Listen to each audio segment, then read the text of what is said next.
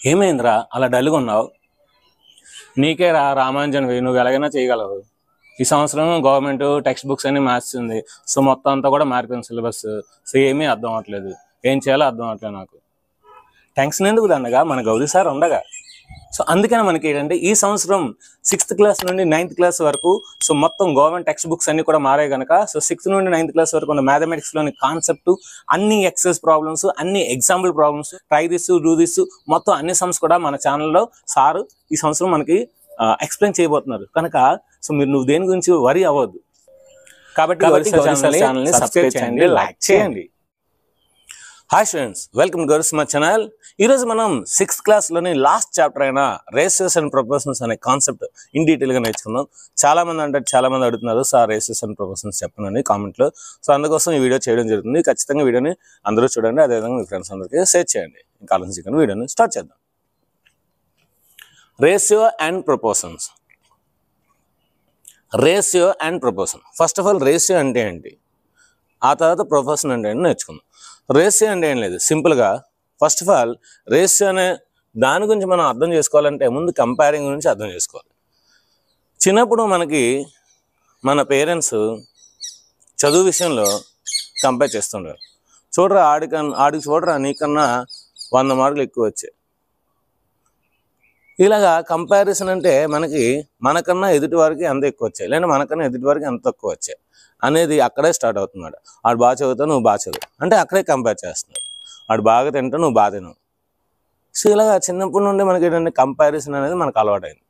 అదే కంపారిజన్ మనం మ్యాథమెటిక్స్లో అప్లై చేస్తే అదే కంపారిజన్. ఫర్ ఎగ్జాంపుల్, ఒక క్లాస్లో 2 స్టూడెంట్స్కి టాప్ మార్క్స్ వచ్చాయి.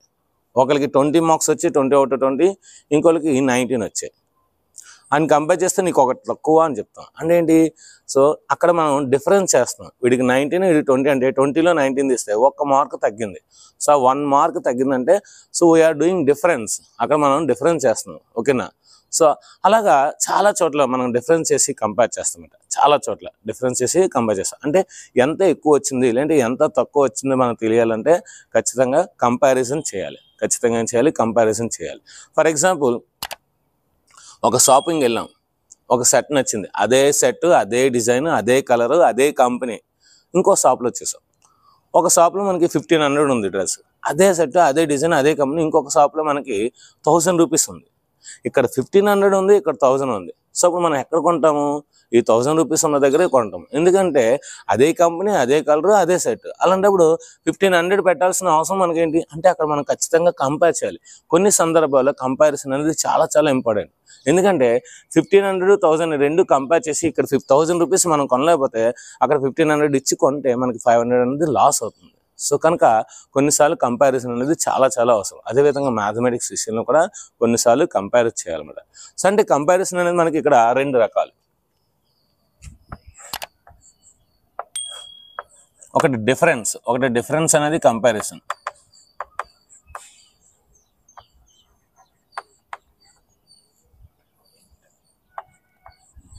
సో 5, 18 అనే 2 నెంబర్స్ తీసుకుంటే ఈ 2 నెంబర్స్లో ఏది ఎక్కువ అంటే 18 అని చెప్తాం, ఏది తక్కువ అంటే 5 అని చెప్తాం.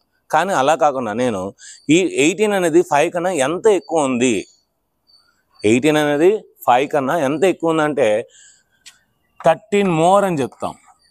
సో ఈ 13 మోర్ అనేది ఎలా వచ్చింది మనకి? 18లో 5 తీస్తే వచ్చింది. 18 - 5 అంటే ఈ 13 మోర్ అనేది మనకి ఈ డిఫరెన్స్ చేయడంలో వచ్చింది కనుక ఈ రెండు కంపారిజన్ చేస్తే మనకి వచ్చింది, డిఫరెన్స్ ద్వారా వచ్చింది కనుక 18 అనేది 13 కన్నా ఎక్కువ. మరి 5 అనేది 18 కన్నా ఎంత తక్కువ? 13 కన్నా తక్కువ, 13 లెస్. అదే వాల్యూ లెస్. మరి 13 ఎలా వచ్చింది మనకి? 18 - 5. 18 - 5 చేస్తే 13 వచ్చింది. సో ఈ విధంగా ఒక 2 నెంబర్స్ని మ్యాథ్స్లో కంపేర్ చేస్తాం.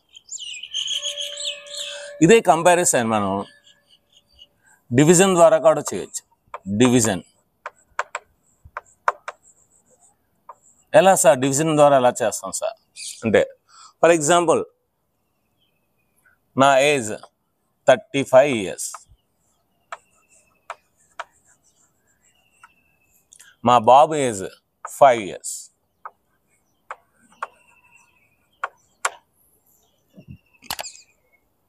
నా ఏజ్ మా బాబు ఏజ్ కన్నా ఎన్ని సంవత్సరాలు ఎక్కువ? 30 years ఎక్కువ. మా బాబు ఏజ్ నా ఏజ్ కన్నా ఎన్ని సంవత్సరాలు తక్కువ? 30 years తక్కువ. అంటే ఇది ఏం చేస్తున్నాను నేను? ఈ డిఫరెన్స్ అనే కంపారిజన్ చేస్తున్నాను.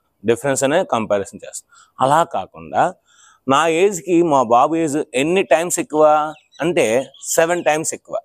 చూడండి, 35 is equal to 5 into 7.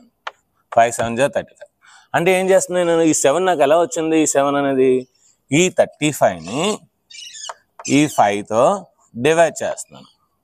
So 5 1s 5 7s. So కనుక నాకు 7 అనే ఆన్సర్ వచ్చింది. అంటే ఇప్పుడు నేను ఏం చెప్తానంటే నా ఏజ్ మా బాబు ఏజ్ కన్నా 7 times ఎక్కువ. 7 times ఎక్కువ. అంటే నేను ఇప్పుడు ఒక డివిజన్ ఆధారంగా 35ని 5తోని ఒక డివిజన్ ఆధారంగా కంపేర్ చేస్తున్నాను.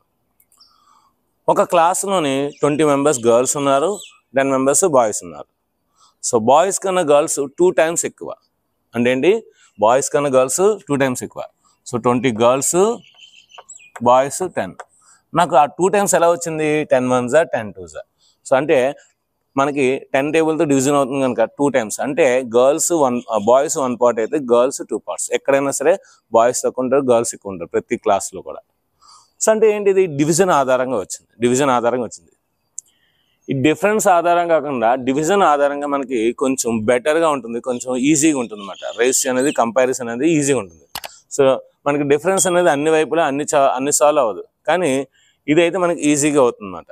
సో కనుక కంపారిజన్ అనేది మనకి డిఫరెన్స్ ద్వారా చేయొచ్చు, డివిజన్ ద్వారా చేయొచ్చు. కానీ డివిజన్ ద్వారా చేసిన కంపారిజన్ మనం రేషియో అంటాం. డివిజన్ ద్వారా చేసిన కంపారిజన్ ఏదైతే కంపేరింగ్ చేస్తామో దాన్నే రేషియో అంటాం. అంటే ఇప్పుడు రేషియో అంటే అర్థం ఏంటి? If one quantity is divided by another quantity, A అనే ఒక క్వాంటిటీని బి అనే క్వాంటిటీతో డివైడ్ చేసి కంపారిజన్ చేస్తే then that is called ratio. If one quantity is divided by another quantity, then that is called ratio. అంటే ఏ బై బి అంటే మనకి ఫ్రాక్షన్ కింద ఉంటుంది. మనకు రేషియో అంటే ఒక కొత్త చాప్టర్ కనుక, కొత్తగా నేర్చుకోవాలి కనుక ఈ ఏ బై బిని మనం ఏ విధంగా చదువుతామంటే ఏ ఈస్ బి. దీన్ని ఎలా చదువుతాం? ఏ ఈస్ టు బి అని చదువుతామట. ఏ ఈస్ టు బి అని చదువుతామట. అది ఇప్పుడు నెంబర్స్లో మనం చదవాలనుకోండి. ఫర్ ఎగ్జాంపుల్ 2/3 అనుకోండి. 2/3 అని రాయొచ్చు. 2:3 అని రాసు. 2:3 అని చదివేటప్పుడు 2:3 అని చదువుతామన్నమాట. So A is to B అని చదువుతామన్నమాట. ఇక్కడ రేషియోకి ఖచ్చితంగా యూనిట్స్ ఉండవు. రేషియోకి ఏమి ఉండదు, యూనిట్స్ ఉండవు. మనకి ఫర్ ఎగ్జాంపుల్ లెంత్కి మనం సెంటీమీటర్స్ చెప్తాము, మీటర్స్ చెప్తాము, కిలోమీటర్స్ చెప్తాము, మిల్లీమీటర్స్ చెప్తాం. ఇవి లెంత్ యొక్క యూనిట్స్. ఏరియాకి ఏదైనా ఒక ఫిగర్ యొక్క ఏరియా కట్టామనుకోండి. సో సెంటీమీటర్ స్క్వేర్ చెప్తాము, మీటర్ స్క్వేర్ చెప్తాము. అదేంటే స్క్వేర్ సెంటీమీటర్ అన్నా స్క్వేర్ సెంటీమీటర్ అన్న ఒకటే, మీటర్ స్క్వేర్ అన్నా స్క్వేర్ మీటర్ అన్న ఒకటే. ఇలాగా సెంటీమీటర్ స్క్వేర్, మీటర్ స్క్వేర్ అని చెప్తాం. అదేవిధంగా వాల్యూమ్కి సెంటీమీటర్ క్యూబ్ చెప్తాము, మీటర్ క్యూబ్ చెప్తాము, క్యూబిక్ సెంటీమీటర్, క్యూబిక్ మీటర్ ఇలా చెప్తామాట. కానీ రేషియోకి యూనిట్స్ ఉండదు. ఎందుకు సార్ యూనిట్స్ ఉండవు అంటే, ఫర్ ఎగ్జాంపుల్ నేను ఒక 2 స్కేల్ని నేను కంపేర్ చేస్తున్నాను అనుకోండి. ఒక మీటర్ స్కేల్, ఒక 30 cm స్కేల్. మన దగ్గర ఇప్పుడు జనరల్గా 30 cm స్కేల్ ఉంటుంది, అదేవిధంగా 15 cm స్కేల్ ఉంటుంది. సో 15 cm స్కేల్ ఒకటి, అదేవిధంగా 30 cm స్కేల్ ఒకటి నేను కంపేర్ చేస్తున్నాను. ఇలా కంపేర్ చేసినప్పుడు, డివిజన్ ఆధారంగా కంపేర్ చేసినప్పుడు 15 1s 15 2s, మరి centimetre 1s centimetre 1s. So మనకి పోతుంది 1 1s 1 1 2s 2. సో అంటే మనకి 1:2 వస్తుంది. అంటే యూనిట్స్ అనేవి ఆటోమేటిక్గా క్యాన్సిల్ అవుతాయి. మరి సార్ నేను 2 డిఫరెంట్ తీసుకుంటాను సార్ అంటే అప్పుడు రేషియో రాదు. సో రేషియో చేయాలంటే ఖచ్చితంగా మనం తీసుకున్న 2 క్వాంటిటీస్ అనేవి ఒకే యూనిట్స్లో ఉండాలి. అప్పుడే రేషియోను మనం చేయగలము. ఓకేనా? 2 కూడా ఒకే యూనిట్స్లో ఉండాలి. ఫర్ ఎగ్జాంపుల్ నేను ఒక కేజీ టమాటీలు నెక్స్ట్ ఒక 15 సెంటీమీటర్స్ స్కేల్ తీసుకుని అనుకోండి.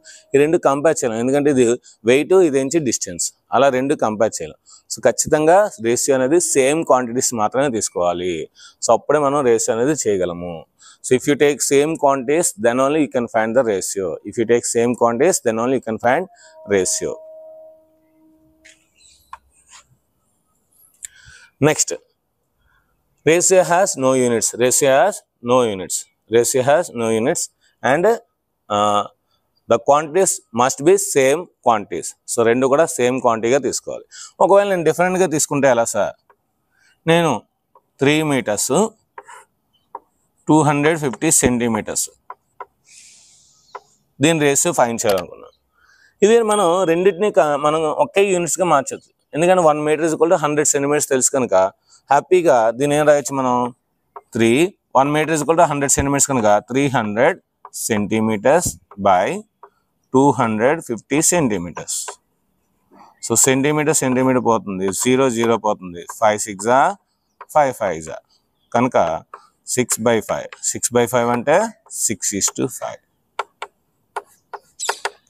సో ఈజీగా మనకి 6:5 అంటే మనకి రేషియోని ఫైండ్ చేసేటప్పుడు రెండు క్వాంటిటీస్ ఒకవేళ డిఫరెంట్గా ఉంటే మనం మార్చడానికి వీలుంటే మార్చేసి అప్పుడు రేషియో ఫైండ్ చేయాలి. ఒకవేళ మార్చడానికి వీలు లేకపోతే there is no process to find the ratio అని రాసేస్తాం.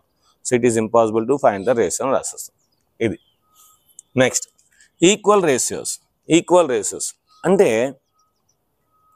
మీరు రెండు రేషియోస్ తీసుకున్నప్పుడు ఆ రెండు కూడా మనకి ఈక్వల్ రేషియోస్ అవ్వాలి. ఎలా సార్?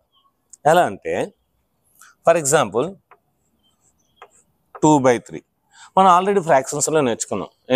6th క్లాస్లోనే ఫ్రాక్షన్స్లో నేర్చుకున్నాం ఈక్వల్ ఫ్రాక్షన్స్ నేర్చుకున్నాం. మరి రేషియో అంటే ఫ్రాక్షనే కదా ఇంకో విధంగా చూస్తే. సో కనుక దీన్ని మనం యాంటిసిడెంట్ అంటాం, దీన్ని కాన్సిక్వెంట్ అంటాం. సో ఈ యాంటిసిడెంట్ ఈ కాన్సిక్వెంట్ని మనం సేమ్ నెంబర్తో మల్టిప్లై చేస్తే 2 3s 6 3 3s 9. 2/3ని 2:3 రాస్తాము, 6/9. సో దాన్నే మళ్ళీ ఈక్వల్ టు 6/9 అంటే 2/3 అనేది 6:9కి ఈక్వల్ అవుతుంది అన్నమాట. 2:3 అనేది 6:9కి ఈక్వల్ అవుతుంది. సో ఈక్వల్ అయింది కనుక మనం దీన్ని ఈక్వల్ రేషియోస్ అంటాం. ఫర్ ఎగ్జాంపుల్ 15/20 ఉంది. నేను 15ని 5తో డివైడ్ చేస్తాను, 20ని కూడా 5తో డివైడ్ చేస్తాను. సో 15ని 5తో డివైడ్ చేస్తే 5 1 5 3 వస్తుంది. 20ని 5తో డివైడ్ చేస్తే 5 1 5 4 వస్తుంది. కనుక నేను తీసుకున్న 50:20 అనేది నాకు వచ్చిన 3:4 అనే రేషియోకి ఈక్వల్ అయ్యింది. ఇలాగుంటే వాటిని మనం ఈక్వల్ రేషియోస్ అంటాం, లేదంటే equivalent ratios. Next, simplest form. రేషియోని మనం క్యాన్సిలేషన్ ద్వారా సింపుల్ ఫామ్గా చేయొచ్చు. సో ఇదే ఇప్పుడు చూడండి 15/20 ఉంది. సో నేను 3/4 చేశాను. అలా కాకుండా 16/18 ఉంది. సో నేను ఏం చేస్తాను?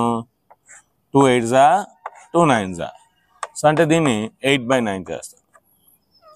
రేషియో అనేది ఎప్పుడు కూడా మనకి సింప్లెస్ట్ ఫామ్లో ఉంటుంది.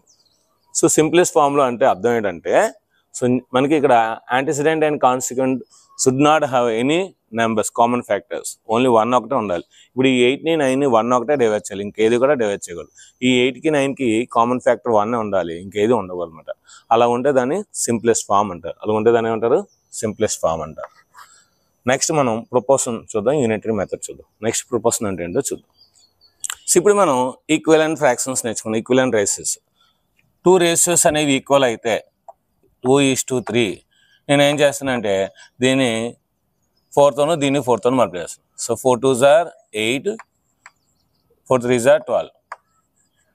అంటే ఇప్పుడు మనకి ఒక రేషియోని ఒక నెంబర్తో మల్టిప్లై చేస్తే ఇంకో రేషియో వచ్చింది. అంటే ఈ రేషియో అనేది ఈ రేషియోకి ఈక్వల్ అని మనకు తెలుసు, ఎందుకంటే అదే ఈక్వలెంట్ ఫ్రాక్షన్స్ కనుక ఈక్వలెంట్ రేషియోస్. ఇలాగా ఒక రేషియో అనేది ఇంకొక రేషియోస్కి ఈక్వల్ అయితే దాన్ని అప్పుడు మనం ఈ 2, 3, 8, 12 ఇదే ఆర్డర్ అదే ఆర్డర్లో మనం ప్రపోర్షన్లో ఉన్నాయని చెప్తాం. If 2 races are equal, then the elements or the quantities in the same order are in proportion. So మనకి మీరు బాగా అబ్జర్వ్ చేస్తే ఈ రెండు మనకి మీన్స్ అంటారు, అంటే మధ్యలో ఉన్నాయని అర్థం. ఈ రెండు మనకి చివరన ఉన్నాయి కనుక ఎక్స్ట్రీమ్స్ అంటారు. ఎక్స్ట్రీమ్స్ అంటే మీరు బాగా అబ్జర్వ్ చేస్తే మీన్స్ ఎక్స్ట్రీమ్స్ ఏదో రిలేషన్ కనబడుతుంది. 3 8s are 24, 2 12s are 24. అంటే the product of means is equal to product of extremes. The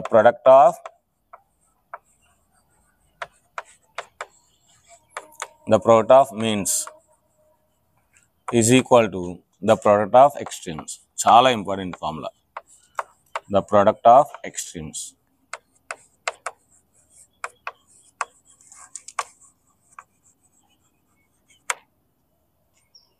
The product of extremes. So అంటే మనం ఫార్ములా రూపంలో చెప్పాలనుకుంటే A:B అనేది C:Dకి ఈక్వల్ అయింది అనుకోండి. అప్పుడు మనకి BC product of the means is equal to AD product of the extremes. BC is equal to AD.